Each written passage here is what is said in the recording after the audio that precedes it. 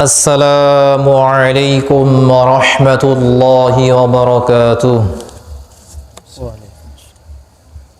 إن الحمد لله الأكرم الذي خلق الإنسان وكرم وعلمه من البيان ما لم يعلم، فسبحان الذي لا يحصى امتنانه باللسان ولا بالقلم. نشهد أن لا إله إلا الله وحده لا شريك له، ونشهد أن سيدنا وسندنا وحبيبنا وطبيب قلوبنا ومولانا محمدا عبده ورسوله الذي أرسله بالحق بشيرا ونذيرا وداعيا إلى الله بإذنه وسراجا منيرا. فقد قال الله تعالى في كلامه المجيد وفرقانه الحميد: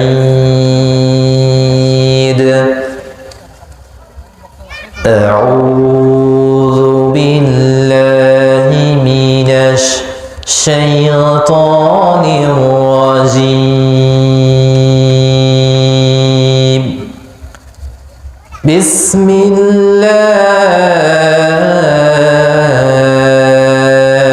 الرحمن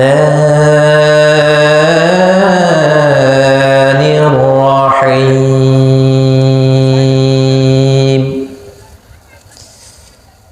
إن الصلاة تنهى عن الفحشاء والمنكر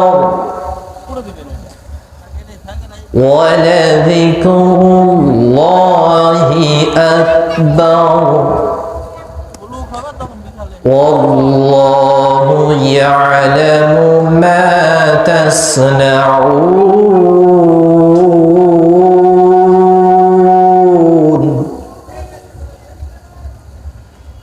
وعن ابن عمر رضي الله عنه قال: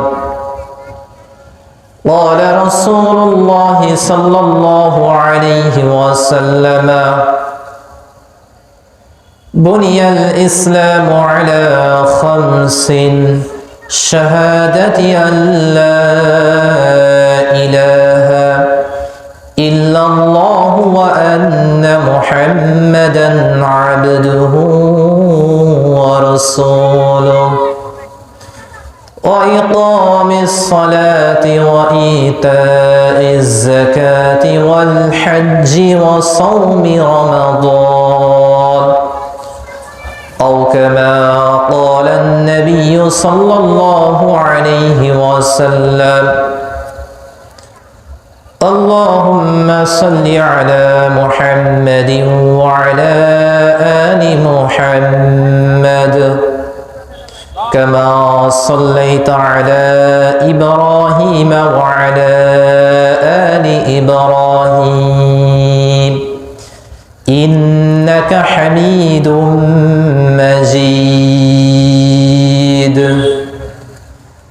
اللهم بارك على محمد وعلى آل محمد كما باركت على إبراهيم وعلى آل إبراهيم إنك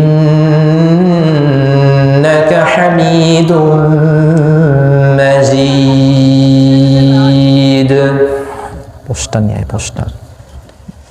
سبحانك لا علم لنا إلا ما علمتنا إنك أنت العليم الحكيم سبحانك لا علم لنا إلا ما علمتنا إنك أنت العليم الحكيم سبحانك لا علم لنا إلا ما علمتنا إنك أنت العليم الحكيم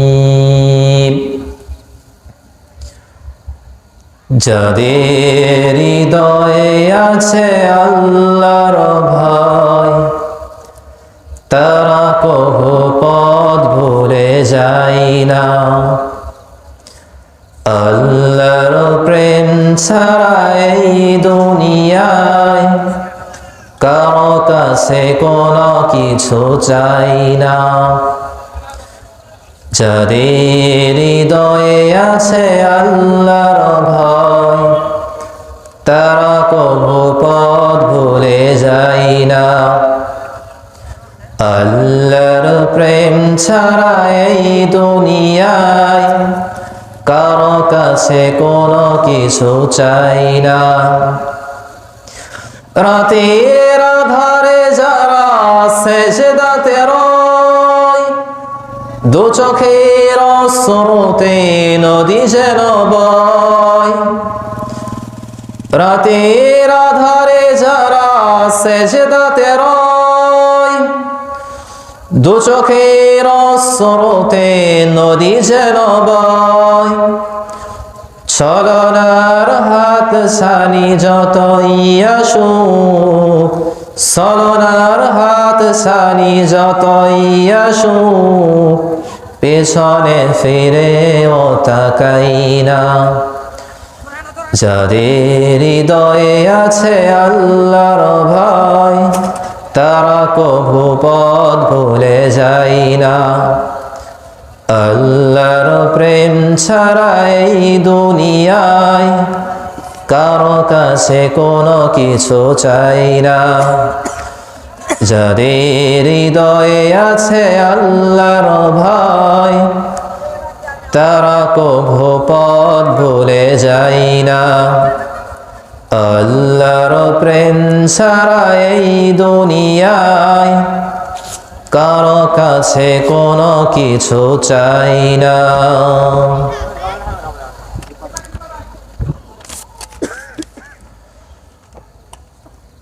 জয়পুরহাট জেলার সদর উপজেলার উত্তর চান্দা বাইতুল আমান জামে মসজিদের উদ্যোগে আয়োজিত একদিন ব্যাপী বাৎসরিক ইসলামী সওয়াব ওয়াজ মাহফিলে উপস্থিত সম্মানিত সুযোগ্য সভাপতি মুআজ্জাজ মুকাররম হযরত উলামা ইকরাম বাংলার দূর দূরান্ত থেকে আগত আল্লাহ পাকের জাকিরিন শাকিরিন আশিকিন মুহিব্বিন মুরব্বিয়ান আযম আমার কলিজার টুকরা সমবয়সী যুবক বন্ধুগণ স্নেহের ছোট ভাই এবং পর্দার আড়ালে অবস্থানরত শ্রদ্ধেয়া সম্মানিতা মা ও বোনেরা রব্বে কারীমের দরবারে লক্ষ কোটি শুকর এবং সুজুদ যে রব্বে কারীম আমাদেরকে ভালোবেসে মোহাব্বত করে ছাঁটাই বাছাই করে বিভিন্ন এলাকা থেকে বিভিন্ন কাজ থেকে ফারেক করে কোরআন এবং সুন্নাহর আলোকে কিছু গুরুত্বপূর্ণ আলোচনা বলা এবং শ্রবণ করার তৌফিক দান করলেন এজন্য সেই রব্বে কারীমের দরবারে অন্তরের অন্তরস্থল থেকে একবার শুকরিয়া আদায় করে বলি আলহামদুলিল্লাহ।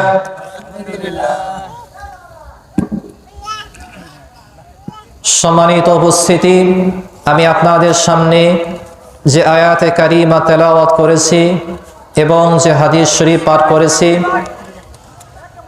উক্ত আয়াত এবং হাদিসের মধ্যে নামাজের ফজিলত সম্পর্কে আলোচনা করা হয়েছে।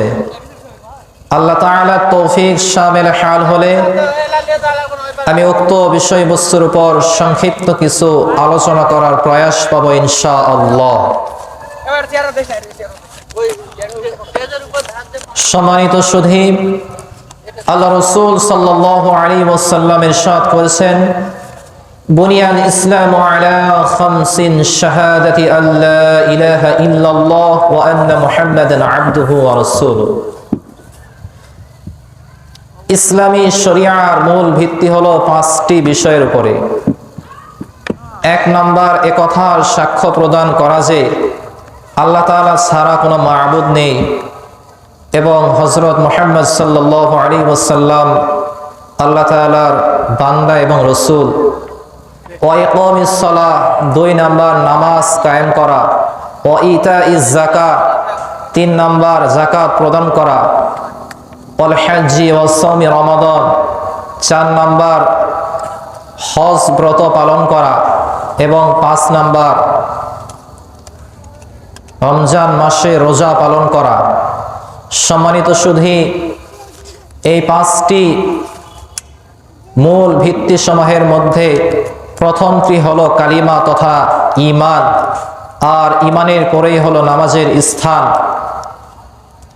এই নামাজ আল্লাহ সুবহানাহু ওয়া তাআলার কাছে অত্যন্ত গুরুত্বপূর্ণ একটি ইবাদত এবং আল্লাহ সুবহানাহু ওয়া তাআলার কাছে এই নামাজ হলো অত্যন্ত পছন্দনীয় একটি আমল।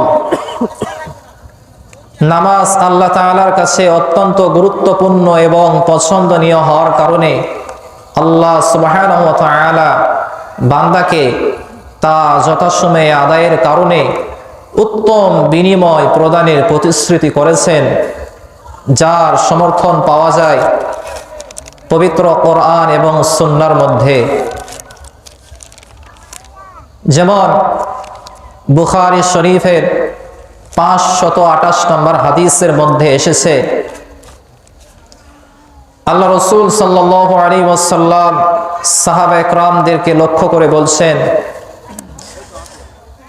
أرأيتم لو أن نهرا بباب أحدكم يغتسل فيه كل يوم 5 هل يبقى من درنه شيء قالوا لا يبقى من درنه شيء قال فذلك مثل الصلوات الخمس يمحو الله بهن الخطايا জোরে জোরে বলি সুবহানাল্লাহ। আবার ইমানদার বন্ধুগণ, আল্লাহ সুবহানাহু ওয়া তাআলার প্রিয় রাসূল বিশ্বনবী হযরত মুহাম্মদ সাল্লাল্লাহু আলাইহি ওয়াসাল্লাম সাহাবা একরামকে সম্বোধন করে বলছেন, হে আমার সাহাবীরা, আরাআইতুম আই আখবিরুনি, তোমরা আমাকে বলো তো, লাউ আন্না নাহরান বিবাবি আহাদিকুম, যদি তোমাদের মধ্যে কারো বাড়ির দরজার সম্মুখ দিয়ে একটি নহর প্রবাহিত হয়ে যায়, ইয়াগতাসিলু ফীহি কুল্লা ইয়াউমিন 5, আর ওই ব্যক্তি ওই নহরের মধ্যে প্রতিদিন 5 বার গোসল করে, হাল ইয়াবকা মিন দারিহি শাইউন, তাহলে ওই ব্যক্তির শরীরে আর কোনো ময়লা দুর্গন্ধ অবশিষ্ট আছে নাকি? আল্লাহ রাসূলের সাহাবাগণ জবাবে বলেন, ক্বালু লা ইয়াবকা মিন দারিহি শাইউন, সাহাবারা জবাবে বলতেছে, ইয়া রাসূলুল্লাহ, না না, ওই ব্যক্তির শরীরে কোনো ময়লা অবশিষ্ট থাকতে পারে না। ক্বালা ফাযালিকা মিসলু সালাওয়াতিল খামস, তখন আল্লাহ রাসূল সাল্লাল্লাহু আলাইহি ওয়াসাল্লাম বললেন, এটাই হলো 5 ওয়াক্ত নামাজের উপমা। ইয়ামহুল্লাহু বিহিন্নাল খাতায়া, আল্লাহ সুবহানাহু ওয়া তাআলা এই 5 ওয়াক্ত নামাজ সময়ে গুরুত্ব সহকারে আদায় করার কারণে বান্দার আমলনামার সমস্ত গুনাহে সগীরাগুলো ক্ষমা করে দেন, বলি সুবহানাল্লাহ। সম্মানিত সুধী, এই হাদিসের মধ্যে গুনার উদাহরণ দেওয়া হয়েছে ময়লা এবং দুর্গন্ধের সঙ্গে, এবং পানিকে উদাহরণ দেওয়া হয়েছে নামাজের সঙ্গে। যেমনই ভাবে পানি দ্বারা শরীরের ময়লা এবং দুর্গন্ধগুলো দূর হয়ে যায়, ঠিক তেমনি ভাবে নামাজ আদায় করার কারণে ওই বান্দার শরীরের সমস্ত গুনাহ খাতাগুলো আল্লাহ সুবহানাহু ওয়া তাআলা মাফ করে দেন, বলি সুবহানাল্লাহ। সম্মানিত সুধী, তিরমিজি শরীফের আরেকটি হাদিসের মধ্যে এসেছে আল্লাহ রাসূল সাল্লাল্লাহু আলাইহি ওয়াসাল্লাম বলেন, সাল্লু খামসাকুম ওয়া সুমু শাহরাকুম ওয়া আদ্দু যাকাতা আমওয়ালিকুম ওয়া আতিউ যা আমরিকুম তাদখুলু জান্নাতা রাব্বিকুম। জোরে বলি সুবহানাল্লাহ। আমার ইমানদার বন্ধুগণ, আল্লাহ রাসূল সাল্লাল্লাহু আলাইহি ওয়াসাল্লাম বলেন, সাল্লু খামসাকুম, হে আমার উম্মতরা, তোমরা 5 ওয়াক্ত সালাত আদায় করো, ওয়াসুমু শাহরাকুম, এবং রমজান মাসে রোজা আদায় করো, ওয়া আদ্দু যাকাতা আমওয়ালিকুম, তোমাদের মালের যাকাত আদায় করো, এবং তোমরা তোমাদের শাসকের আনুগত্য করো, তাদখুলু জান্নাতা রাব্বিকুম, তাহলে তোমরা তোমাদের প্রভুর তৈরি জান্নাতের মধ্যে প্রবেশ করতে পারিবা। সুবহানাল্লাহ। যদি কেউ নামাজকে গুরুত্ব সহকারে আদায় করে, রোজা পালন করে, মালের যাকাত আদায় করে এবং শাসকের আনুগত্য করে, আল্লাহ সুবহানাহু ওয়া তাআলা তাকে জান্নাতের মধ্যে প্রবেশ করিয়ে দেবেন। আর একবার বলি সুবহানাল্লাহ। সম্মানিত সুধী, ঠিক এমনি ভাবে মুসনাদে আহমদের একটি হাদিসের মধ্যে এসেছে, হযরত আবু যর গিফারী রাদিয়াল্লাহু আনহু বর্ণনা করেন যে একবার নবী করিম সাল্লাল্লাহু আলাইহি ওয়াসাল্লাম শীতকালে বাহিরে তাশরীফ নিয়ে গেলেন। তখন গাছ থেকে পাতাগুলো ঝরছিল। আল্লাহ রাসূল সাল্লাল্লাহু আলাইহি ওয়াসাল্লাম গাছের 2টি ডাল ধরে ঝাঁকালেন। গাছের 2টি ডাল ঝাঁকার কারণে ওই গাছগুলো থেকে আরো বেশি পরিমাণে পাতা ঝরতে লাগলো। আল্লাহ রাসূল বললেন, হে আবু যর। আবু যর জবাবে বলে, লাব্বাইকা ইয়া রাসূলুল্লাহ। আবু যর বলতেছে, ইয়া রাসূলুল্লাহ, আমি উপস্থিত। আল্লাহ রাসূল সাল্লাল্লাহু আলাইহি ওয়াসাল্লাম তখন বললেন, হে আবু যর, ইন্নাল আবদাল মুসলিমা, নিশ্চয় কোন মুসলমান বান্দা লা ইউসাল্লিস সালাতা ইউরিদু বিহা ওয়াজহাল্লাহ, যখন নামাজ আদায় করে এবং এর দ্বারা একমাত্র আল্লাহ তাআলার সন্তুষ্টি কামনা করে, ফাতাহাফাতা আনহু যুনুবুহু, তখন তার পাপগুলো এভাবে ঝরে যায়, কামা তাহাফাত হাযাল ওয়ারাকু আন হাযিহি শাজারা, যেমনি ভাবে এই গাছ থেকে পাতাগুলো ঝরে পড়তেছে। বলি সুবহানাল্লাহ। একটা বান্দা যখন একমাত্র আল্লাহ তাআলাকে সন্তুষ্ট করার উদ্দেশ্যে নামাজ কায়েম করে, সালাত আদায় করে, তখন ওই বান্দার আমলনামা থেকে গুনাহে সগীরাগুলো এমন ভাবে ঝরে যায়, যেমন ভাবে শীতকালে গাছের পাতা ঝরতে থাকে। সম্মানিত সুধী, আল্লাহ রাসূল সাল্লাল্লাহু আলাইহি ওয়াসাল্লাম অপর একটি হাদিসের মধ্যে বলেছেন,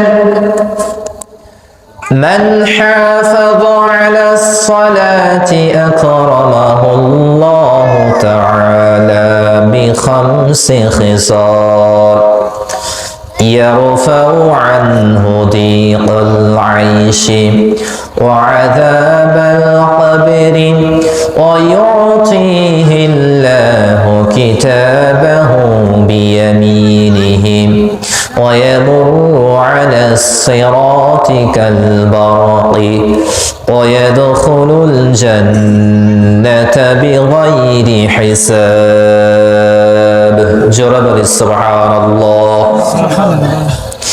আমার ইমানদার বন্ধুগণ আল্লাহ রাসূল সাল্লাল্লাহু আলাইহি ওয়াসাল্লাম বলছেন মান হাফাযা আলাস সালাহ আকরামাহুল্লাহু তাআলা বিখামসি খিসাল যে ব্যক্তি 5 ওয়াক্ত নামাজ যত্ন সহকারে আদায় করে আল্লাহ সুবহানাহু ওয়া তাআলা তাকে 5 প্রকারে সম্মানিত করবেন বলি সুবহানাল্লাহ অর্থাৎ ওই ব্যক্তিকে 5টি পুরস্কার দিয়ে দিবেন বলি সুবহানাল্লাহ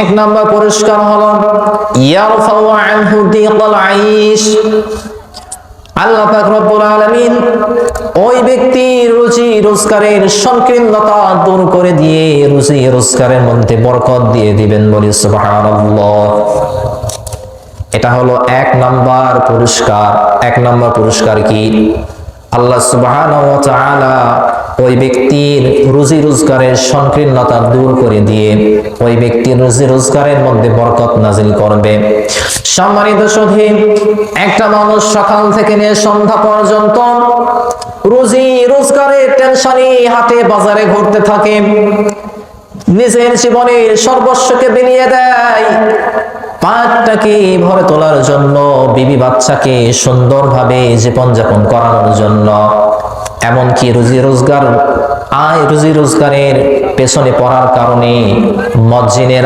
আযানের আওয়াজ তার কানে গিয়েও কেমন জানি যায় না মুয়াজ্জিনের আওয়াজ শোনার কারণেও তার অন্তরে নামাজ পড়ার অনুভূতি তৈরি হয় না টেনশন রিজিকের এই রিজিকের কারণে সে 5 ওয়াক্ত নামাজ সঠিকভাবে আদায় করতে পারে না কথা বলেন ঠিক কি না আল্লাহ সুবহানাহু ওয়া তাআলা বলছেন বান্দা তুই 5 ওয়াক্ত সালাত আদায় কর তোর রিজিকের দায়িত্ব আমার রিজিকের মালিককে কথা বলেন জোরে বলেন রিজিকের মালিক কে আল্লাহ সুবহানাহু ওয়া তাআলা হলেন রিজিকের মালিক ওমা মিন দাব্বাতিন ফিল আরদি ইল্লা আলাল্লাহি রিজকুহা আল্লাহ সুবহানাহু ওয়া তাআলা বলছেন আমি জমিনে এমন কোন প্রাণী সৃষ্টি করি নাই এমন কোন মাখলুকাত সৃষ্টি করি নাই যে মাখলুকের রিজিকের দায়িত্ব আমি আল্লাহ সুবহানাহু ওয়া তাআলা গ্রহণ করিনি সুবহানাল্লাহ আল্লাহ সুবহানাহু ওয়া তাআলা সমস্ত মাখলুকাতের রিজিকের দায়িত্ব নিয়েছেন আর রিজকু মাকসুমুন ইয়াতলুবুল আবদা কামা ইয়াতলুবু আজরুহু রিজিকটা হলো বন্টনকৃত এই রিজিক বান্দাকে এমন ভাবে তালাশ করে যেমনই ভাবে মৃত্যু তাকে তালাশ করে অর্থাৎ একটা মানুষ মৃত্যুর হাত থেকে যেমন বাঁচতে পারে না ঠিক তেমনি ভাবে একটা মানুষের যতটুকু আল্লাহ তাআলা রিজিক নির্ধারণ করে রেখেছেন এতটুকু রিজিক না খাওয়ার আগ পর্যন্ত কখনো ইন্তেকাল করবে না রিজিকের মালিক আল্লাহ আল্লাহ রিজিকের দায়িত্ব নিয়ে নিয়েছেন আমরা রিজিক নিয়ে টেনশন করি আল্লাহর হুকুম পালন করো আল্লাহ সুবহানাহু ওয়া তাআলা রিজিকের সংকীর্ণতা দূর করে দেবেন সম্মানিত সুধী নামাজ সাদের 2 নাম্বার উপকার হলো ওয়া আযাবাল কবরি আল্লাহ সুবহানাহু ওয়া তাআলা নামাজি ব্যক্তির কবরের আযাবকে মাফ করে দিবেন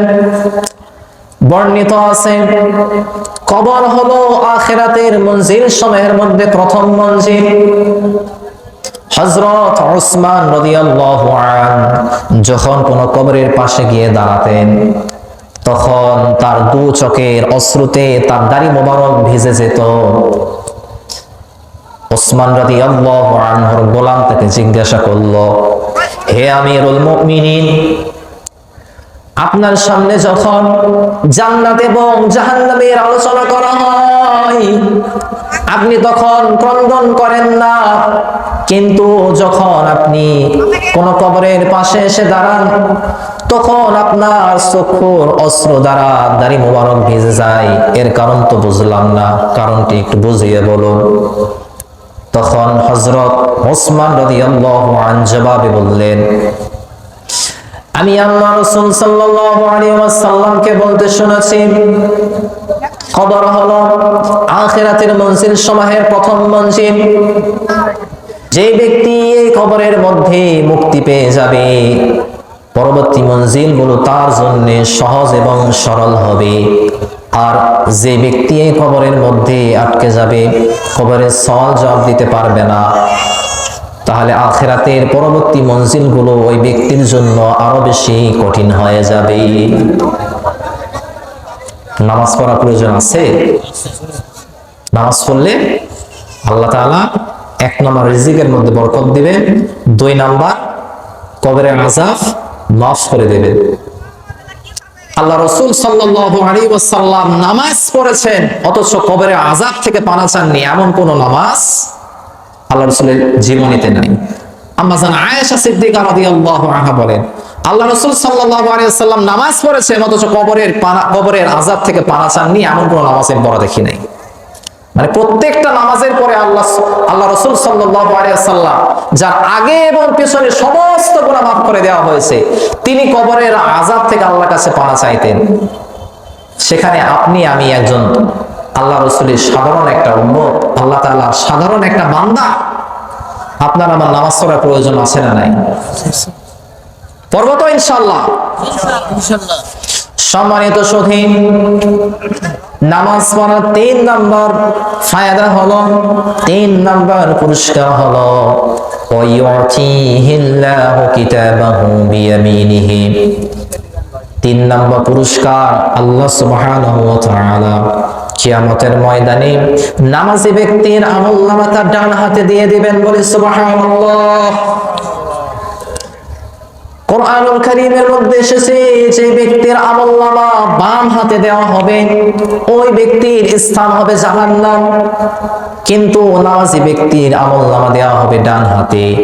এর দ্বারা বোঝা যায় নামাজি ব্যক্তির স্থান হবে জান্নাত। কথা বলেন ঠিক কিনা? যারা পাপী, যারা গুনাহগার বান্দা, এদের আমলনামা দেওয়া হবে বাম হাতে। এমন ভাবে আমলনামা দেওয়া হবে যে আমলনামা দেখার জন্য তার কল্লাটাকে ঘুরিয়ে পেছন দিকে করে দেওয়া হবে। অর্থাৎ না, এই পাপাচার ব্যক্তির আমলনামা দেওয়া হবে পেছন দিকে। কেমনে দেওয়া হবে? এই বাম হাতটা তার বুকের ভিতর দিয়ে ঢুকে পেছন দিকে বের করে ফেরেশতারা তার আমলনামা এইভাবে দিয়ে দিবে। তো এখন পেছনের দিকে আমলনামা আছে, আপনার চেহারা আছে সামনের দিকে, দেখতে পাবেন। হ্যাঁ, পেছন দিকে চেহারাটা ঘোরাতে হবে। তো ঘোরান যায় না। তো আল্লাহ তাআলা ফেরেশতাকে নির্দেশ দিয়ে বলবে, ওই ফেরেশতারা, এই বান্দার কাল্লাটা পেছন দিকে ঘুরিয়ে দিয়ে সে তার আমলনামাটা একটু দেখুক সে কি করেছে। কাল্লাটাকে একেবারে পেঁচ দিয়ে ঘুরিয়ে পেছন দিকে করে দেওয়া হবে। তখন কেমন মজা হবে, খুব সুন্দর লাগবে, তাই না? কষ্ট হবে। তাহলে নামাজ পড়বো তো ইনশাআল্লাহ। সকলে একটু আওয়াজ করে বলি ইনশাআল্লাহ। সম্মানিত সুধী, নামাজ আদায় করার 4 নম্বর ফায়দা হলো, 4 নম্বর পুরস্কার হলো, ওয়ায়ামুরু আলাস সিরাতি কাল বারকি।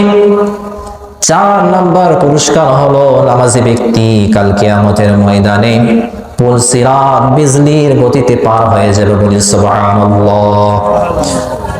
আমার ইমানদার বন্ধুগণ, এই পুল সিরাতটা হলো চুলের চাইতে অত্যন্ত চিকন একটি পথ, হীরার চাইতে অত্যন্ত ধারালো একটি পথ। এই পুল সিরাত পার হতে গিয়ে আল্লাহর অনেক নাফরমান বান্দা তার শরীরটা ক্ষয় হতে হতে পা গুলো শেষ হয়ে যাবে। এক সময় শরীর দিয়ে হাঁটা শুরু করবে, শরীরটাও শেষ হয়ে যাবে। এক সময় হাত দিয়ে হাঁটা শুরু করবে, হাতটাও শেষ হয়ে যাবে। আর এক সময় দেখা যাবে তার কল্লা দিয়ে হাঁটা শুরু করবে, কল্লাটাও শেষ। আর এক সময় দেখা যাবে সে চেহারা দিয়ে হাঁটতেছে পুলসিরাতের উপরে। পুলসিরাত কতটা ধারালো একটু চিন্তা করে দেখুন। কাঁপতে কাঁপতে জাহান্নাম, নিচে জাহান্নাম, কাঁপতে কাঁপতে জাহান্নামে পড়তেছে। এক পর্যায়ে তার দেহের কোনো কিছুই অবশিষ্ট থাকবে না। পুলসিরাত হলো অনেক সুদীর্ঘ একটি পথ। এই পথটা আল্লাহ তাআলা নামাজি ব্যক্তিকে বিদ্যুৎ গতিতে পার করে দিবে, বিজলির ন্যায় পার করে দিবেন। বলি সুবহানাল্লাহ। এর চাইতে আর পুরস্কার আপনারা কি নিতে চান? কঠিন কঠিন মাওজব, কঠিন কঠিন স্থানগুলোতে আল্লাহ তাআলা আপনাকে সাহায্য করতেছে, সহযোগিতা করতেছে। আর আপনি যদি আল্লাহ তাআলার সন্তুষ্টিতে 5 ওয়াক্ত সালাত তার হুকুমটা আদায় না করতে পারেন, তবে আপনার চাইতে হতভাগা বান্দা আর পৃথিবীতে আসেনি? আছে? নাই। সম্মানিত সুধী, নামাজ পড়ার 5 নম্বর পুরস্কার হলো আল্লাহ সুবহানাহু ওয়া তাআলা ওয়ায়াদখুলুল জান্নাতা বিগাইরি হিসাব, নামাজি ব্যক্তিকে কোন প্রকার হিসাব নিকাশ ব্যতীত জান্নাতের মধ্যে বিনা হিসেবে প্রবেশ করাবেন। বলি সুবহানাল্লাহ। যে ব্যক্তি 5 ওয়াক্ত সালাত গুরুত্ব সহকারে আদায় করবে, এর 5 নাম্বার পুরস্কার হলো আল্লাহ সুবহানাহু ওয়া তাআলা কিয়ামতের ময়দানে তার হিসাব নেবে না, তার হিসাব ব্যতীত তাকে জান্নাতের মধ্যে দাখিল করে দেবেন। বুখারী শরীফে একটি হাদিসের মধ্যে এসেছে, মান হুসিবা উকিবা, যেই ব্যক্তির হিসাব নেওয়া হবে ওই ব্যক্তিকে শাস্তি দেওয়া হবে। কিয়ামতের ময়দানে আল্লাহ তাআলা যদি আপনার আমলের দপ্তরটা খুলে বসেন আর বলেন, অমুকের পুত্র অমুক, তুমি হিসাব দিয়া যাও, তবে আপনি আব্দুল করিমের ছেলে সল্টু, আপনার কোনো আল্লাহ তাআলার হাত থেকে বাঁচার কোনো পথ খোলা থাকবে না। কথা বলেন ঠিক কি না? বিনা হিসেবে জান্নাত, এটা কি ছোট পুরস্কার? বুখারী শরীফের হাদিসে জানলাম, যারে হিসাব নেওয়া হবে, যারে আমলের দপ্তর খুলে দেওয়া হবে, তারই শাস্তি দেওয়া হবে। আর আপনার যদি আমলের দপ্তরে খোলা না হয়, বিনা হিসাবে আপনাকে জান্নাতের মধ্যে প্রবেশ করা হয়, তবে এর চাইতে বড় পুরস্কার আর কি হতে পারে? নামাজ পড়বো তো ইনশাআল্লাহ। সম্মানিত সুধী, আল্লাহ রাব্বুল আলামিন তার কাছে অত্যন্ত প্রিয় আমল হলো নামাজ। আল্লাহ সুবহানাহু ওয়া তাআলা একটা বান্দা যখন ঈমান গ্রহণ করে এবং প্রাপ্তবয়স্ক হয়ে যায়, তখন আল্লাহ তাআলার কাছে সবচেয়ে বেশি গুরুত্বপূর্ণ এবং পছন্দনীয় আমল হয় এই নামাজ। সুতরাং এই নামাজটা হলো আল্লাহ তাআলার নির্দেশ মোতাবেক যথাসময়ে আদায় করা প্রত্যেকটি মুসলমান ঈমানদার নারী পুরুষের জন্য কর্তব্য। আল্লাহ সুবহানাহু ওয়া তাআলা কোরআনুল কারীমের সূরাতুন নিসার 103 নম্বর আয়াতের মধ্যে বলেছেন, ইন্নাস সালাতা কানাত আলাল মুমিনিনা কিতাবান মাওকুতা, নিশ্চয় নামাজ যথাসময়ে আদায় করা মুমিনদের জন্য ফরজ, মুমিনদের জন্য আবশ্যক। আল্লাহ রাসূল আরো বলেন, ইন্নাল্লাহা তাআলা ফারাদা আলা কুল্লি মুসলিমিন ওয়া মুসলিমাতিন ফি কুল্লি ইয়াউমিন ওয়া লাইলাতিন 5 সালাওয়াত, নিশ্চয় আল্লাহ সুবহানাহু ওয়া তাআলা প্রত্যেকটি মুসলিম নর নারীর জন্য প্রতিদিন 5 ওয়াক্ত সালাত আদায় করাকে ফরজ করে দিয়েছেন। প্রতিদিন কয় ওয়াক্ত নামাজ? কথা বলেন। 5 ওয়াক্ত নামাজ। এই 5 ওয়াক্ত নামাজ আদায় করা ফরজ না ওয়াজিব? ফরজ। 5 ওয়াক্ত সালাত জামাতের সহিত গুরুত্ব সহকারে আদায় করলে পুরস্কার কয়টি দেবে? 5টি। কয়টি? 5টি। কথাগুলো আরেকবার মনোযোগ সহকারে শুনুন। 1 নাম্বার, রুজি রোজগারের সংকীর্ণতা দূর করবে। 2 নাম্বার, আল্লাহ সুবহানাহু ওয়া তাআলা নামাজি ব্যক্তির কবরের আযাবটা মাফ করে দেবে। 3 নাম্বার, কিয়ামতের ময়দানে তার আমলনামাটা ডান হাতে দিয়ে দেবে। 4 নাম্বার, কিয়ামতের ময়দানে নামাজি ব্যক্তি পুলসিরাত বিদ্যুৎ গতিতে পার হয়ে যাবে। 5 নাম্বার পুরস্কার হলো আল্লাহ সুবহানাহু ওয়া তাআলা তার কোনো হিসাব নেওয়া ছাড়াই তাকে জান্নাত দান করবেন, বলে সুবহানাল্লাহ। সম্মানিত সুধী, আল্লাহ সুবহানাহু ওয়া তাআলা কুরআনুল কারীমের মধ্যে বলেছেন, ইন্নাস সালাতা তানহা আনিল ফাহশাই ওয়াল মুনকার ওয়া লাযিকরুল্লাহি আকবার আল্লাহু ইয়া'লামু মা তাসনাউন। জোরে জোরে বলি সুবহানাল্লাহ। আমার মুসলমান ইমানদার তাওহীদি জনতা, আল্লাহ সুবহানাহু ওয়া তাআলা বলছেন, ইন্নাস সালাতা তানহা আনিল ফাহশাই ওয়াল মুনকার, নিশ্চয় নামাজ অশ্লীল এবং গর্হিত কাজ থেকে বান্দাকে হেফাজত করে, বিরত রাখে। ওয়ালা যিকরুল্লাহি আকবার, আর আল্লাহর স্মরণ হলো সর্বশ্রেষ্ঠ। আল্লাহু ইয়া'লামু মা তাসনাউন, ও বান্দারা তোমরা যা কিছু করো আল্লাহ তা ভালো করে জানেন, আল্লাহ তা ভালো করে অবগত রয়েছেন। সম্মানিত সুধী, আল ফাহশা শব্দের ব্যাখ্যা হলো যে কাজগুলো সর্বসাধারণের কাছেই খারাপ, সর্বসাধারণের দৃষ্টিতেই খারাপ। মুসলমান বলেন, হিন্দু বলেন, বৌদ্ধ বলেন, খ্রিস্টান বলেন, সকলের কাছে যে কাজগুলো খারাপ, নামাজ এই কাজগুলো থেকেও মানুষকে হেফাজত করে, বিরত রাখে। যেমন চুরি করা, ডাকাতি করা, ব্যভিচার করা, এগুলো হিন্দু, মুসলমান, বৌদ্ধ, খ্রিস্টান সকলের কাছেই খারাপ, ঠিক কিনা? আল মুনকার শব্দের ব্যাখ্যা হলো যে কাজগুলো হারাম হওয়ার ব্যাপারে ফুকাহায়ে কেরাম একমত, এই কাজগুলোকে মুনকার বলা হয়। নামাজ এই সকল কাজ থেকেও বান্দাকে হেফাজত করে। তাহলে নামাজ অশ্লীল এবং গর্হিত কাজ থেকে বান্দাকে হেফাজত করে। এর ব্যাখ্যাটা আমরা সংক্ষেপে জেনে নিলাম। অশ্লীল কাজ বলতে যে কাজগুলো সকলের কাছেই খারাপ, এবং মুনকার অর্থাৎ গর্হিত কাজগুলো হলো যেগুলো ফুকাহায়ে কেরামের দৃষ্টিতে, ফুকাহায়ে কেরামের একমতে যে কাজগুলো হারাম, এই কাজগুলোকে বলা হয় আল ফাহশা ওয়াল মুনকার, অশ্লীল এবং গর্হিত কাজ। কিন্তু হুজুর, তো আমার তো একটি প্রশ্ন রয়েছে, মানুষ তো 5 ওয়াক্ত সালাত জামাতের সহিত আদায় করে, কিছু মানুষ এমন আছে যারা 5 ওয়াক্ত সালাত জামাতের সহিত আদায় করে ঠিকই, কিন্তু তার নামাজ তাকে অশ্লীল এবং পাপাচার থেকে বিরত রাখে না। এমন নামাজি আছে না নাই? আছে?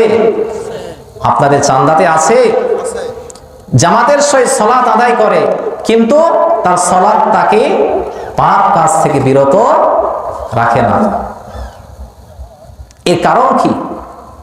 আল্লাহ তাআলা না বললেন যে নিশ্চয় নামাজ অশ্লীল এবং গর্হিত কাজ থেকে বিরত রাখে? কিন্তু আমরা দেখতেছি একটা মানুষ 5 ওয়াক্ত সালাতও আদায় করতেছে, আবার চুরি ডাকাতিও করতেছে, মানুষের হক নষ্ট করতেছে, সুদের ব্যবসা করতেছে, মানুষের হক মেরে সম্পদের পাহাড় গড়ে তুলতেছে। করতেছে কি করতেছে না? নামাজের সময় মসজিদে বাবুর মতো এসে নামাজ পড়ে, কিন্তু মসজিদ থেকে বের হয়ে গেলেই যাবতীয় গুনাহের কাছে লিপ্ত হয়ে যায়। তো আল্লাহ তাআলার কথার সঙ্গে তার কাজের তো কোনো মিল নাই। আছে? মিল নেই। তখন প্রশ্ন হতে পারে, হুজুর আপনি তো বললেন নামাজ মানুষকে অশ্লীল কাজ থেকে বিরত রাখে, কিন্তু দেখা যায় একটা ব্যক্তি নামাজও পড়তেছে, গুনাহ করতেছে, এটা কেমন হলো? কেমন হলো এটা?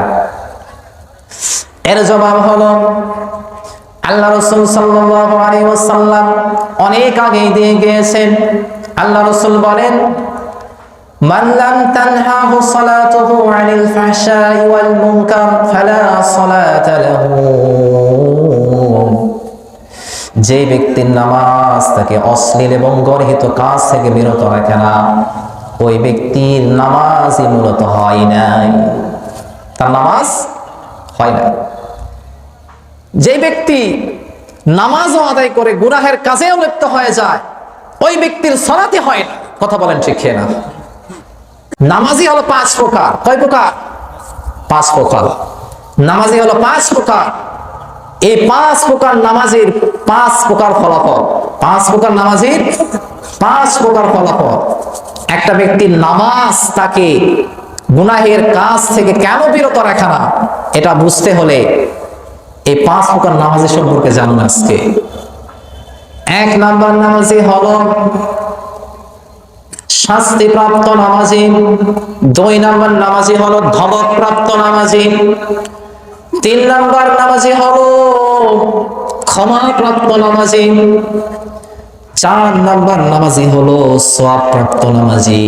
5 নাম্বার নামাজি হলো নৈকট্যপ্রাপ্ত নামাজি। এই মোট 5 প্রকার নামাজি সংক্ষেপে ব্যাখ্যা বলতেছি। 1 নাম্বার নামাজি বলছি যারা শাস্তিপ্রাপ্ত নামাজি। এদের উদাহরণ হলো এরা মাঝে মধ্যে মসজিদে আগমন করে, সালাত আদায় করে, কিন্তু সালাতের মধ্যে তাদের মন থাকে না, তাদের কল্প থাকে না, কল্পটা চলে যায় দুনিয়ার অন্য কাজের মধ্যে। আবার কিছুদিন পরে দেখবেন মসজিদে তার কোনো আনাগোনা নাই। মাঝে মধ্যে আসে, মাঝে মধ্যে হেরে যায়, মাঝে মধ্যে আসে, মাঝে মধ্যে হেরে যায়, খোঁজ পাওয়া যায় না। এই হলো 1 নম্বর নামাজি। আর যখন আসে তখন নামাজে মন থাকে না, যখন আসে তখন নামাজে মন থাকে না। 1 নম্বর নামাজি। এরা হলো শাস্তিপ্রাপ্ত নামাজি, এরা জাহান্নামে যাবে। 2 নম্বর নামাজি হলো ধমকপ্রাপ্ত নামাজি। যারা 5 ওয়াক্ত নামাজ জামাতের সহিত আদায় করে, কিন্তু তারা যখন সালাতে দাঁড়ায় তখন সালাতে তাদের অন্তরটা থাকে দুনিয়ার কাজে, সালাতে অন্তরটা থাকে দুনিয়ার কাজকর্মের মধ্যে লিপ্ত হয়ে। অন্তরে অন্তরে চিন্তা করে, এই তো দোকান ছেড়ে নামাজটা পড়তে এসেছি, না জানি দোকান থেকে কেউ কোনো জিনিস নিয়ে যায় নাকি। যখন নামাজে দাঁড়ায় তখন মনে হয়ে যায় গরুর তো দুধ দিয়েছি, দুধ ধোয়ানো শেষ, গরুর দুধটা তো বিক্রি করার জন্য যাওয়া লাগবে। এখানে যদি জোহরের নামাজটা দেরি করে পড়ি, 4 মাথায় গিয়ে ভালো দামে বিক্রি করতে পারবো না, কারণ 4 মাথায় জোহরের নামাজ শেষ হতে না হতে দুধের বাজার সেই রকম জনসনা হয়ে যায়। কথা বলেন ঠিক কিনা? এই দুধের বাজারে চিন্তা করে নামাজ নষ্ট করে। অনেকে আবার অফিস ছেড়ে নামাজ পড়তে আসে, নামাজ পড়তে এসে অফিসের মধ্যে যে কাজগুলো তার অসমাপ্ত থেকে যায়, এই কাজগুলো স্মরণ শয়তান নামাজের মধ্যেই করে দেয়, আর সেও নামাজের মধ্যে ওগুলোর চিন্তা ফিকির করে। অনেকে নামাজের মধ্যে দোকানের হিসাব নিকাশ মিলায়, জানেননি? একবার ইমাম সাহেব এশার নামাজ 4 রাকাতের জায়গা 3 রাকাত করিয়েছে। নামাজের মধ্যে কেউ কোনো লোকমা দেয়নি, নামাজ শেষ হয়ে গেছে। একজন মুসল্লি বলতেছে যে হুজুর, আজকে আপনি এশার নামাজ পড়িয়েছেন 3 রাকাত। কয় রাকাত? 3 রাকাত। এটা নামাজের শেষে বলতেছে। তখন ইমাম সাহেব বলতেছে, আমি নামাজ 3 রাকাত পড়িয়েছি, কেউ আমাকে লোকমা দিল না, তুমি কেমনে বুঝলা? তখন ওই ব্যক্তি জবাবে বলতেছে, আমি প্রত্যেক দিন এশার নামাজে আমার 4টি দোকানের হিসাব মিলাই, কিন্তু আজকে যখন আমি নামাজে দাঁড়িয়ে গিয়েছি আমার 3টি দোকানের হিসাব কেবল মেলানো হয়েছে। এর মধ্যে আপনি সালামটা ফিরিয়ে দিয়েছেন, বুঝতে পারলাম আর একটা বাকি আছে, মানে এশার নামাজ 4 রাকাত। দোকান কয়টা? 4টা। এশার নামাজ 4 রাকাত, দোকানও 4টা, হিসাব মিলিয়েছে 3টা, আর একটা বাকি আছে। এর মধ্যে ইমাম সাহেব সালাম ফিরিয়ে দিয়েছে, বাটা ধরে ফেলছে যে না, ইমাম সাহেব আর 1 রাকাত আছে। এই নামাজ দিয়ে পরকালে নাজাত পাওয়া যাবে? এই নামাজ কি আমাকে পরকালে পুরস্কার দিবে? দিবে না। 3য় প্রকারের নামাজি হলো যারা আল্লাহ তাআলার পক্ষ থেকে ক্ষমাপ্রাপ্ত। এরা যখন সালাতে দাঁড়ায় তখন তাদের অন্তরটা সালাতের মধ্যেই থাকে।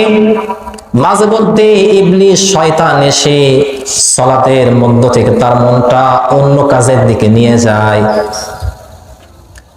তখন সঙ্গে সঙ্গে ওই ব্যক্তি বুঝতে পেরে আবারও মনটাকে সালাতের মধ্যে দাঁড় করিয়ে দেয়।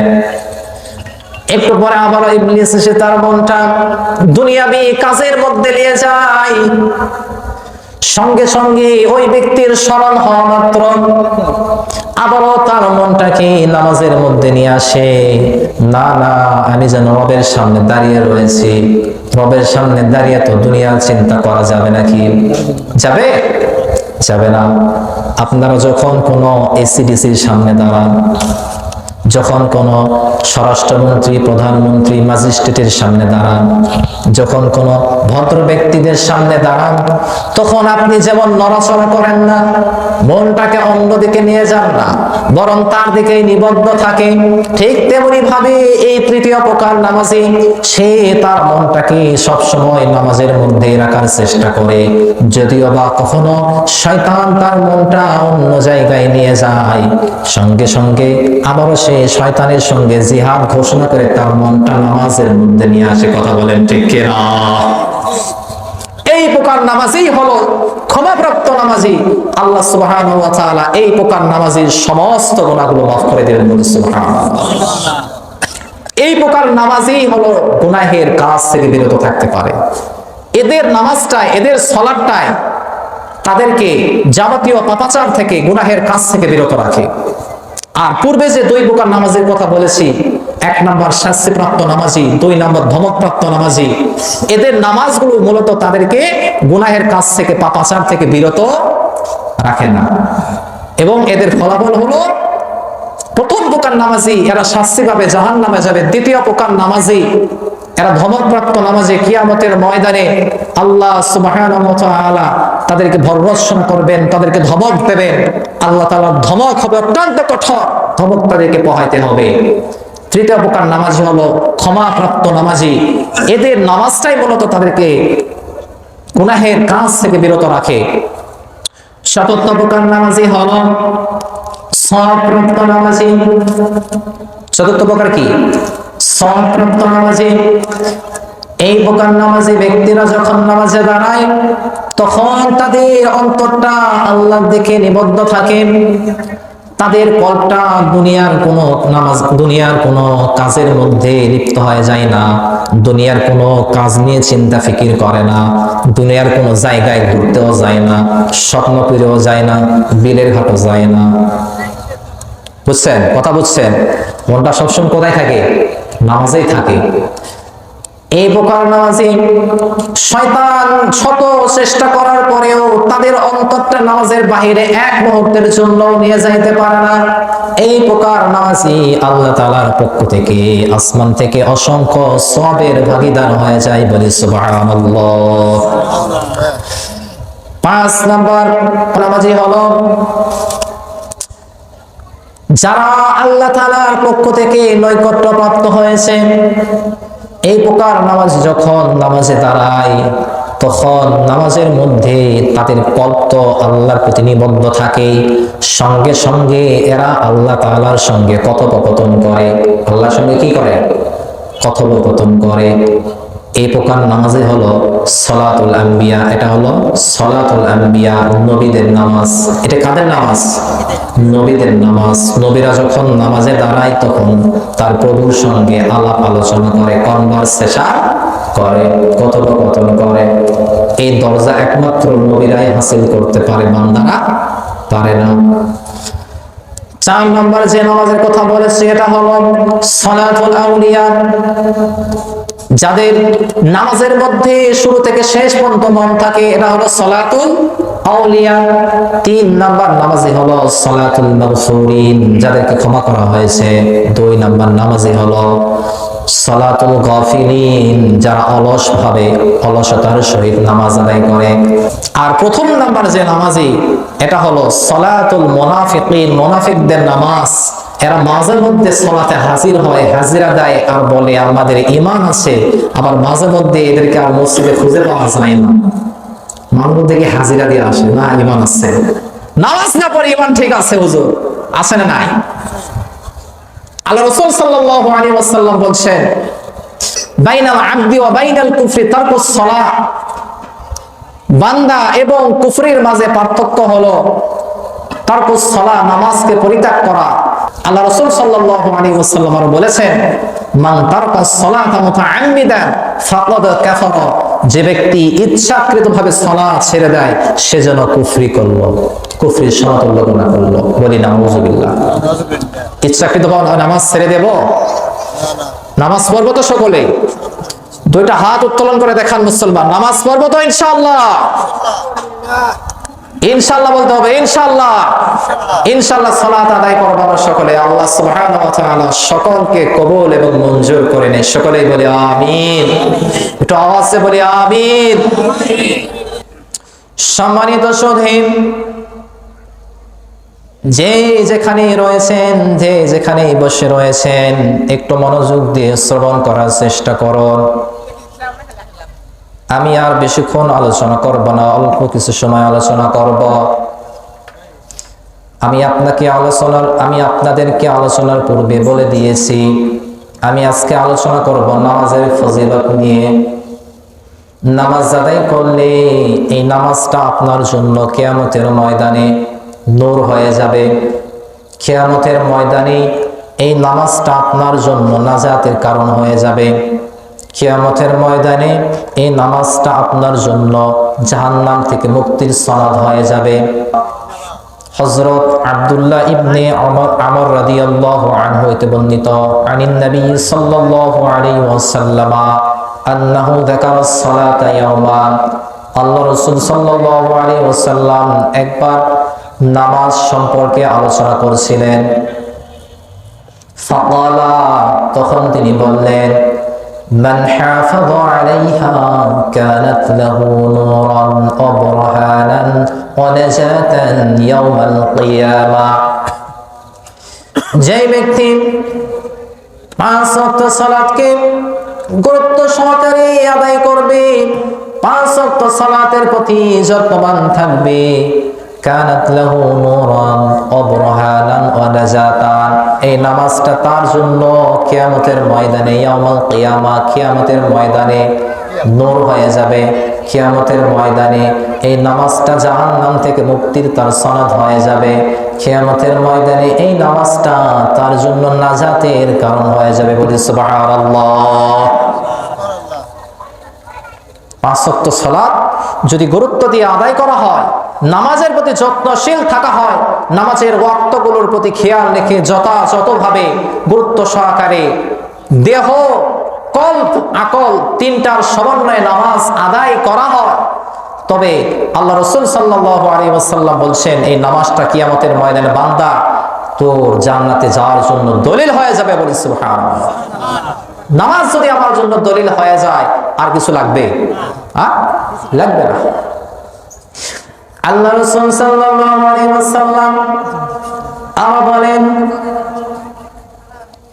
ওমান লাম ইউহাফিজ আলাইহা, আর যে ব্যক্তি নামাজকে গুরুত্ব সহকারে আদায় করে না, নামাজের ওয়াক্তগুলোর প্রতি খেয়াল রাখে না, নামাজকে যত সময় আদায় করে না, নামাজের প্রতি যত্নশীল থাকে না, আনতাকুল্লাহু নূরান, এই সালাতটা কিয়ামতের ময়দানে তার জন্য নূর হবে না, ওয়ালা নাজাতান, জাহান্নাম থেকে মুক্তির কারণ হবে না, ওয়ালা বুরহানান, এই নামাজটা কিয়ামতের ময়দানে তার জন্য জাহান্নাম থেকে মুক্তির কোনো সনদ হবে না। বলি নাউযুবিল্লাহ। যদি গুরুত্ব দিয়ে আদায় করা হয় তবে জাহান্নাম থেকে মুক্তির জন্য সনদ হয়ে যাবে, আর যদি গুরুত্ব দিয়ে আদায় না করা হয় তবে জাহান্নাম থেকে মুক্তির সনদ হবে না, মানে আমার বিপক্ষে দলিল হয়ে যাবে। একটি হাদিসের মধ্যে এসেছে, আউয়ালু মা ইউহাসাবু বিহিল আবদু ইয়াওমাল কিয়ামাতিস সালাত, কিয়ামতের দিন সর্বপ্রথম আল্লাহ সুবহানাহু ওয়া তাআলা বান্দার আমল সময়ের মধ্যে থেকে নামাজের হিসাব নেবেন। অন্য একটি হাদিসের মধ্যে এসেছে, ফাইন সলুহাত, যদি বান্দার নামাজের হিসাব ঠিক থাকে, ফাকাদ আফলাহা ওয়ানজাহা, ওই বান্দা সফল কাম এবং কামিয়াব হয়ে যাবে। আল্লাহ রাসূল সাল্লাল্লাহু আলাইহি ওয়াসাল্লাম আর বলেন, ওয়া ইন ফাসাদা, আর যদি বান্দার নামাজের হিসাব ঠিক না থাকে, ফাকাদ খাবা ওয়া খাসিরা, ওই বান্দা ক্ষতিগ্রস্ত এবং ব্যর্থ হয়ে যাবে। বলি নাউযুবিল্লাহ। কথা বুঝেছেন? নামাজের হিসাব ঠিক তো অন্য সকল হিসাব ঠিক, নামাজের হিসাব বেঠিক তো অন্য সকল হিসাব বেঠিক। তাহলে কিয়ামতের ময়দানে সর্বপ্রথম হিসাব হয় কিসের? কিসের হিসাব হবে? নামাজের। নামাজ হিসাব ঠিক থাকলে সব ঠিক, নামাজ হিসাব বেঠিক থাকলে সব বেঠিক। তাহলে নামাজ গুরুত্ব দিয়ে পড়ার প্রয়োজন আছে না নাই? আছে। নামাজ আদায় করা যেরকম আল্লাহ তাআলা আমাদের জন্য ফরজ করে দিয়েছেন, ঠিক তেমনি ভাবে নামাজ আদায় করলে আল্লাহ সুবহানাহু ওয়া তাআলা আমাদের পুরস্কৃত করার ঘোষণাও দিয়েছেন। আবার সঙ্গে সঙ্গে নামাজ পরিত্যাগ করলে আল্লাহ সুবহানাহু ওয়া তাআলা কঠিন আযাবে গ্রেফতার করার হুমকিও দিয়েছেন। সম্মানিত সুধী, আমি যে হাদিসটি বলতে বলতে অন্য হাদিসে চলে গেলাম। এই হাদিসের শেষের অংশে এসেছে وكان يوم القيامة مع قارون وفرعون وهامان وأبي بن خلف। আল্লাহ রাসূল সাল্লাল্লাহু আলাইহি ওয়াসাল্লাম বলেন, যে ব্যক্তি নামাজের প্রতি যত্নশীল থাকে না, গুরুত্ব সহকারে সালাত আদায় করে না, নামাজের ওয়াক্তগুলোর প্রতি খেয়াল রাখে না, এই ব্যক্তি কিয়ামতের ময়দানে তার হাসর নাসর হবে কারুন, ফেরাউন, হামান এবং উবাই ইবনে খালব এর মতো মক্কার জঘন্য কাফেরগুলোর সঙ্গে কিয়ামতের ময়দানে তার হাসর নাসর হবে। বলি নাউযুবিল্লাহ। কারুন, ফেরাউন, হামান, উবাই ইবনে খালব আল্লাহ তাআলার লানত প্রাপ্ত বান্দা। কিয়ামতের ময়দানে এদেরকে কঠিন আযাবে গ্রেফতার করা হবে। যদি তার সঙ্গে আমার হাসর নাসর হয়, আমার অবস্থাটা কেমন হবে একটু কল্পনা করে দেখুন। সম্মানিত সুধী, এই কারুন, হামান, ফেরাউন এবং উবাই ইবনে খালবের সঙ্গে যদি কিয়ামতের ময়দানে আপনার আমার হাসর নাসর হয়, তবে কিয়ামতের ময়দানে আপনার চাইতে আমার চাইতে সবচেয়ে বেশি বিপদগ্রস্ত এবং হতভাগা দ্বিতীয় কোনো ব্যক্তিকে খুঁজে পাওয়া যাবে না। কথা বলেন ঠিক কিনা? তাহলে নামাজ পরিত্যাগ করব না আদায় করব? নামাজকে আদায় করতে হবে। নামাজ আদায় করলে এদের সঙ্গে আমাদের হাসর নাসর হবে না। আর নামাজ যদি আদায় না করা হয় তাহলে এদের সঙ্গে আমার কি হবে? হাসর নাসর হবে। এজন্য আমাদের উচিত সালাতকে গুরুত্ব দিয়ে যথা সময়ে আদায় করা। তাহলে আল্লাহ সুবহানাহু ওয়া তাআলা আখিরাতের যত বিপদ আপদ আছে, যত মঞ্জিল আছে, সমস্ত বিপদ আপদ থেকে, সমস্ত মঞ্জিল থেকে আমাদেরকে হেফাজত করে জান্নাত পর্যন্ত পৌঁছিয়ে দিবে। নামাজ আমার জন্য দলিল হবে, নূর হবে। নামাজ আমাকে জাহান্নাম থেকে মুক্তি দিয়ে দিবে। আর যদি আমি নামাজকে অবহেলায় কাটিয়ে দেই, আজান হয়ে গেছে আমি ক্যারাম বোর্ড খেলায় ব্যস্ত, আজান হয়ে গেছে আমি লুডো খেলায় ব্যস্ত, আজান হয়ে গেছে চায়ের দোকানে বন্ধুদের সঙ্গে আড্ডা দিয়ে ব্যস্ত, নামাজ শেষ হয় কিন্তু আমার অন্তর একবারও বলে না আজান তো হয়ে গেল, নামাজটা শেষ হয়ে গেল, সময় তো পার হয়ে গিয়েছে, বান্দা তুই নামাজ পড়ে আয়, এরকম একবারও আমার অন্তর বলে না। তাহলে এই আচরণের কারণে, এই ব্যবহারের কারণে আপনার আমার হাসর নাসর হবে এই সকল কাফেরদের সঙ্গে। আর কাফেরদের কোনো হিসাব ছাড়াই তাদেরকে জাহান্নামে দেওয়া হবে। কাফেরদের হিসাব হবে? আর হিসাব হবে না। কিছু কিছু মানুষ এরা খুব আগ্রহের সহিত বলে থাকে, মানে খুব খুশির সহিত বলে থাকে যে কিয়ামতের ময়দানে আল্লাহ সুবহানাহু ওয়া তাআলা দুনিয়ার শুরু থেকে নিয়ে শেষ পর্যন্ত যত মানুষ আগমন করবে সকলের তো হিসাব নেওয়ার প্রতিশ্রুতি দিয়েছেন যে সকলের হিসাব নেবে। কিন্তু দুনিয়ার শুরু থেকে নিয়ে বাবা আদম আলাইহিস সালাম থেকে নিয়ে হযরত মুহাম্মদ সাল্লাল্লাহু আলাইহি ওয়াসাল্লামের শেষ যে উম্মত, সে পর্যন্ত অনেক মানুষের সমাগম পৃথিবীতে ঘটবে। আমাদের পর অনেক মানুষ আসবে। এত মানুষের হিসাব আল্লাহ তাআলা কিয়ামতের ময়দানে কেমনে নেবে? এটা তার প্রশ্ন, মাথা ব্যথা। বোঝেন না? তার প্রশ্ন। কিয়ামতের ময়দানে তিনটা আদালত হবে। কয়টা? তিনটা আদালত হবে। কয়টা আদালত? তিনটা। এক নাম্বার আদালত ঈমান এবং কুফরের আদালত। এক নাম্বার আদালত কি? ঈমান এবং কুফরের আদালত। এখানে দেখা হবে কার ঈমান আছে, কার ঈমান নাই, কার ঈমান আছে, কার ঈমান নাই। মুসলমান ঈমান আছে, এরা দ্বিতীয় নম্বর আদালতে পাঠিয়ে দেওয়া হবে এদেরকে। কাফের, মুশরিক, হিন্দু, বৌদ্ধ, খ্রিস্টান সহ যত প্রজাতি পৃথিবীতে আছে, ইসলাম ব্যতীত এক কথায় যত ধর্মের, যত জাতির, যত বর্ণের মানুষ পৃথিবীতে রয়েছে, তাদের কোনো হিসাব ছাড়াই তাদেরকে জাহান্নামে পাঠিয়ে দেওয়া হবে, বলি নাউজুবিল্লাহ। পৃথিবীতে মুসলমানের সংখ্যা বেশি না বিধর্মীর সংখ্যা বেশি? বিধর্মীর সংখ্যা বেশি। পুরো দুনিয়া মিলে 750 কোটি মুসলমান, আর কোটি কোটি বিধর্মী, কোটি কোটি কাফের মুশরিক। তো দেখেন, চিন্তা করে দেখেন, যদি প্রথম আদালতে এত মানুষের হিসাব হয়ে যায় কোনো প্রকার পরিশ্রম ছাড়াই, এতগুলো মানুষের হিসাব কিয়ামতের ময়দানে হয়ে যায়, তাহলে সংখ্যাটা কমে আসলো না? কমে গেছে তো, প্রচুর কমে গেছে, অনেক কমে গেছে। দ্বিতীয় নম্বর আদালতের মধ্যে আল্লাহ সুবহানাহু ওয়া তাআলা যারা ঈমানদার, এদেরকে দ্বিতীয় নম্বর আদালতে পাঠিয়ে দেওয়ার পরে দ্বিতীয়বার হিসাব শুরু হবে।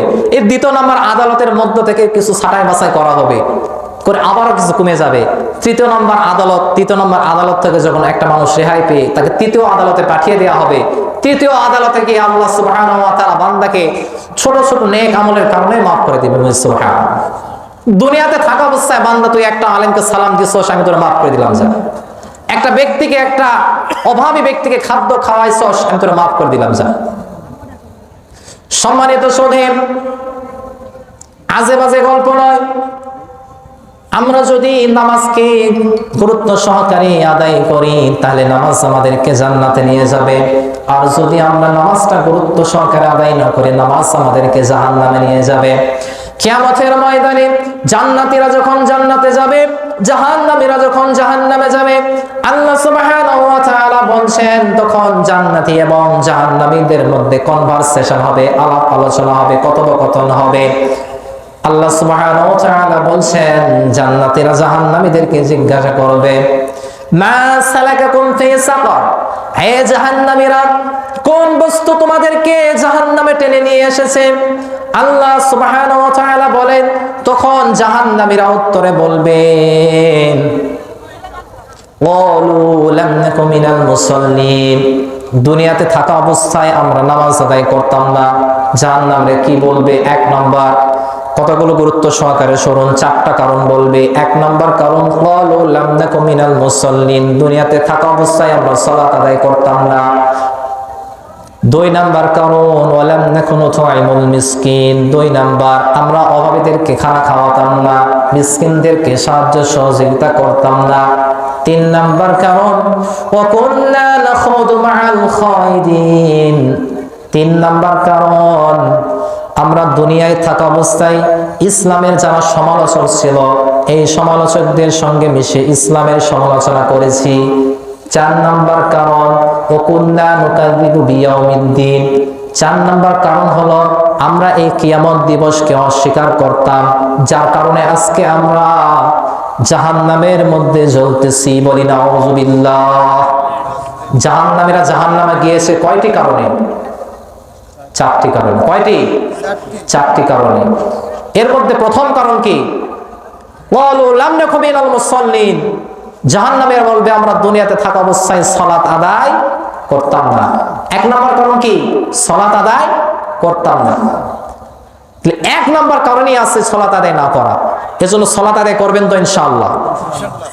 সকলে বলি ইনশাআল্লাহ। সম্মানিত সুধী, জাহান্নাম থেকে বাঁচার জন্য আল্লাহ সুবহানাহু ওয়া তাআলা সংক্ষিপ্ত একটা ফর্মুলা হিসেবে এই 5 ওয়াক্ত নামাজকে দিয়েছেন। কিন্তু যারা জাহান্নাম থেকে বাঁচার সঙ্গে সঙ্গে আল্লাহ তাআলার প্রিয় ভাজন হতে চায়, আল্লাহ তাআলার আস্থা ভাজন হতে চায়, আল্লাহ তাআলার নৈকট্য লাভ করতে চায়, তাদের জন্য শুধু 5 ওয়াক্ত সালাতই যথেষ্ট নয়, বরং 5 ওয়াক্ত সালাতের পাশাপাশি আরো অন্যান্য ইবাদত করতে হবে। 5 ওয়াক্ত সালাতের পাশাপাশি নফল ইবাদত করতে হবে। আল্লাহ রাসূল সাল্লাল্লাহু আলাইহি ওয়াসাল্লাম, যার আগে এবং পেছনের সমস্ত গুনাহগাতাগুলো মাফ করে দেওয়া হয়েছে, তিনি রাতের বেলা নফল নামাজের মধ্যে এত দীর্ঘক্ষণ দাঁড়িয়ে থাকতেন যে দাঁড়িয়ে থাকার দরুন তার পাগুলো ফুলে ফেটে পা দিয়ে পানি ঝরে পড়তো, বলি সুবহানাল্লাহ। আল্লাহ রাসূলের যারা সাহাবা ছিল, আল্লাহ রাসূলের সাহাবা সম্পর্কে স্বয়ং আল্লাহ পাক রব্বুল আলামিন কোরআনের মধ্যে বলেছেন, تتجافى جنوبهم عن المضاجع يدعون ربهم خوفا وطمعا ومما رزقناهم ينفقون আল্লাহ সুবহানাহু ওয়া তাআলা বলছেন তাতাজাফা জুনুবুহুম আনিল মাদাজি'i, তাদের পার্শ্বদেশ শয্যা থেকে আলাদা থাকে। ইয়াদউনা রাব্বাহুম খাউফান ওয়া তামাআ, তারা তাদের প্রতিপালককে ভয় এবং আশা নিয়ে আহ্বান করে। ওয়া মিম্মা রাযাকনাহুম ইউনফিকুন, এবং আমি তাদেরকে যে রিজিক দিয়েছি এই রিজিকগুলো থেকে তারা আল্লাহর রাস্তায় ব্যয় করে। বলি সুবহানাল্লাহ। সম্মানিত সুধী, আল্লাহ রাসূল সাল্লাল্লাহু আলাইহি ওয়াসাল্লাম দুনিয়া থেকে বিদায় নেবেন, শেষ নিঃশ্বাস ত্যাগ করবেন, এমন মুহূর্তে গিয়ে আল্লাহ রাসূল সাল্লাল্লাহু আলাইহি ওয়াসাল্লাম জবানে বিড়বিড় করে কি জানি বলছিলেন। তিনি জবানে বিড়বিড় করে বলছিলেন, আসসালাহ আসসালাহ ইত্তাকুল্লাহ ফীমা মালাকাত আইমানুকুম, হে উম্মতে মুহাম্মদ আসসালাহ আসসালাহ, নামাজের প্রতি যত্নবান হবে, নামাজের প্রতি যত্নবান থাকবে। ইত্তাকুল্লাহ ফীমা মালাকাত আইমানুকুম, তোমরা দাস দাসীদের অধিকারের ব্যাপারে আল্লাহ সুবহানাহু ওয়া তাআলাকে ভয় করবে। আল্লাহ রাসূলের সাহাবী হযরত ওমর ফারুক রাদিয়াল্লাহু আনহু যখন ফজরের নামাজে দাঁড়ায় গিয়েছে, তখন ফজরের নামাজে একজন ইহুদি তার বর্ষা মেরে দিয়েছে। বর্ষা মারার দরুন হযরত ওমর এর দেহ থেকে রক্তগুলো ফিনকি দিয়ে বের হতে লেগেছে। হযরত ওমর যখন মাটিতে পড়ে যাওয়ার উপক্রম হয়ে গিয়েছে, মাটিতে পড়ে যাওয়ার সময় পেছন দিক থেকে হযরত আব্দুর রহমান ইবনে আউফকে সামনে এগিয়ে দিয়েছে ইমামতি করার জন্য, এবং বুঝিয়ে দিয়েছে আমার চাইতে নামাজের গুরুত্ব বেশি, তোমরা আমার আগে নামাজের ফিকির করো। তিনি তো বলতে পারতেন আমাকে হসপিটালে নিয়ে চলো, আমাকে ব্যান্ডেজ করে দাও, আমার ক্ষতটা ঠিক করে দাও। তিনি এটা বলে নাই। তিনি সঙ্গে সঙ্গে পেছন দিক থেকে সাহাবাকে সামনে দিয়ে বুঝিয়ে দিয়েছেন আমার চাইতে সালাতের গুরুত্ব বেশি। এরপর বর্ণিত আছে হযরত ওমর অজ্ঞান হয়ে যায়, বেহুশ হয়ে যায়। যখন তার হুঁশ ফেরে একজন সাহাবী তাকে নামাজের কথা মনে করে দেয়। নামাজের কথা মনে করে দেওয়ার সঙ্গে সঙ্গে হযরত ওমর বলে, নাম লা হায্য ফিল ইসলাম লিমান লা সালাতাহু, হ্যাঁ হ্যাঁ, নামাজ তো অবশ্যই পড়তে হবে, যারা সালাত আদায় করবে না ইসলামে তাদের কোনো অংশ নাই। সম্মানিত সুধী, আমরা মোটামুটি অনেক দীর্ঘ সময় আলোচনা শ্রবণ করেছি নামাজ সম্পর্কে। আমরা যদি সালাত আদায় করি আমাদেরই লাভ, আমরা সালাত আদায় না করলে আমাদেরই লস। আল্লাহ তাআলার লাভও নাই, লসও নাই। আল্লাহ তাআলা যত বিধিবিধান দিয়েছেন বান্দার লাভ এবং লসের জন্য।